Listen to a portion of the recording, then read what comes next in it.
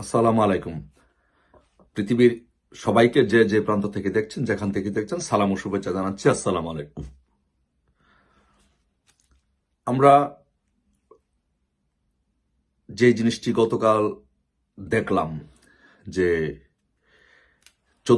কুমিল্লার 14 গ্রামে একজন বীর মুক্তিযোদ্ধাকে, ওনার নাম হচ্ছে আব্দুল হাই, ওনার বয়স হচ্ছে 78 বছর।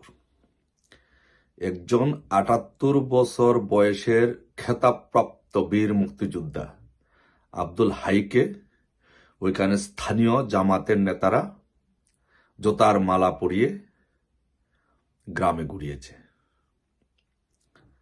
সো আসলে এই কথাটি বলতে গিয়ে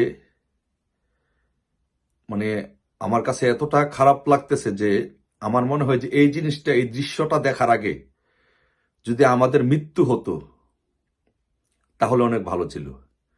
আমি মনে করি যে আমি আমি আমার ফাঁসি চাই, আমার বিচার চাই। কেন আমি আমার ফাঁসি চাই, আমার বিচার চাই? কারণ এই ব্যর্থতার দায় এই জাতি, যেমন এই ব্যর্থতা, যেমন এই জাতির, এই ব্যর্থতা যেমন বাংলাদেশের, এই বাংলাদেশের নাগরিক হিসাবে এই ব্যর্থতার দায় আমারও। তাই আমি মনে করি আমার ফাঁসি হওয়া উচিত, আমার বিচার হওয়া উচিত। এই দৃশ্য দেখার আগে একজন 78 বছর বয়স্ক বীর মুক্তিযোদ্ধাকে গ্রামে জুতার মালা পরিয়ে ঘুরিয়েছে। এই দৃশ্য দেখার আগে আমার ফাঁসি হওয়া উচিত ছিল, আমার বিচার হওয়া উচিত ছিল। আপনারা কল্পনা করতে পারেন? আচ্ছা, ধরেন উনি একজন মুক্তিযোদ্ধা না, উনি 78 বছর বয়স্ক একজন মানুষ। একজন মানুষের পক্ষে, কোনো ছাত্রদের পক্ষে, কোনো নেতার পক্ষে, একজন মানুষের যার কোনো ন্যূনতম মনুষ্যত্ব আছে, সে কি কখনো একজন 78 বছর বয়স্ক মানুষকে জুতার মালা পরিয়ে গ্রামে ঘুরাতে পারবে?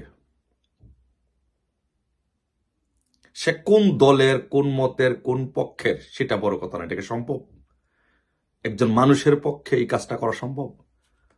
আমার পক্ষে, আপনার পক্ষে এই কাজটা করা সম্ভব? এটা কখনই সম্ভব না।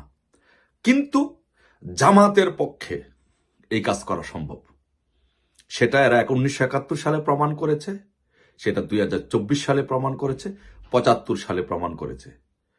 কারণ ওদের ভিতরে ন্যূনতম পরিমাণ কোনো মনুষ্যত্ব, ন্যূনতম পরিমাণ কোনো মানবিক মর্যাদা, মূল্যবোধ ওদের ভিতরে নেই। ওরা মানুষও না, ওরা কোনো ধর্মের লোকও না। কিভাবে সম্ভব যে একজন 78 বছর বয়স্ক একজন মুক্তিযোদ্ধাকে এইভাবে জুতার মালা পরিয়ে লাঞ্ছিত করতে পারে?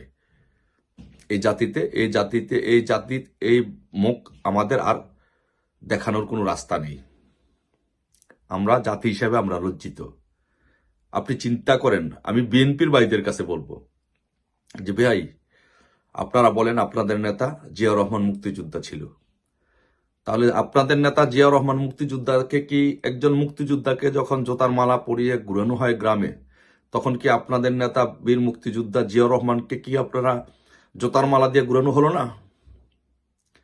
আপনাদের দলে যেই সকল মুক্তিযোদ্ধারা আছে তাদের কি জোতার মালা পরিয়ে ঘুরানো হলো না? এবং আপনারা যে বিশ্বাস করেন এবং বলেন যে আপনারা মুক্তিযুদ্ধের দল, তাহলে আপনাদের দলকে কি, মুক্তিযোদ্ধার দল হিসাবে আপনাদের দলকে কি জোতার মালা পরিয়ে ঘুরানো হলো না? অবশ্যই আপনাদেরকে জোতার মালা পরিয়ে ঘুরানো হয়েছে। আমি মনে করি যে সারা বাংলাদেশকে জোতার মালা পরিয়ে ঘুরানো হয়েছে, সারা বাংলাদেশের মুক্তিযোদ্ধাদের জোতার মালা পরিয়ে ঘুরানো হয়েছে। তাই আমরা যদি জাতি হিসাবে যদি আমরা লজ্জিত হই, জাতি হিসাবে যদি আমরা মনে করি যে এ দায় আমাদের, এ দায় বাঙালি জাতির, এ দায় বাংলাদেশের, তাহলে আমাদের এখন সকল বাংলাদেশেরকে, সকল মুক্তিযুদ্ধের পক্ষের শক্তির বাঙালিকে এখন ঐক্যবদ্ধ হতে হবে। ঐক্যবদ্ধ হয়ে সেই পরাজিত শক্তিকে আর বাড়তে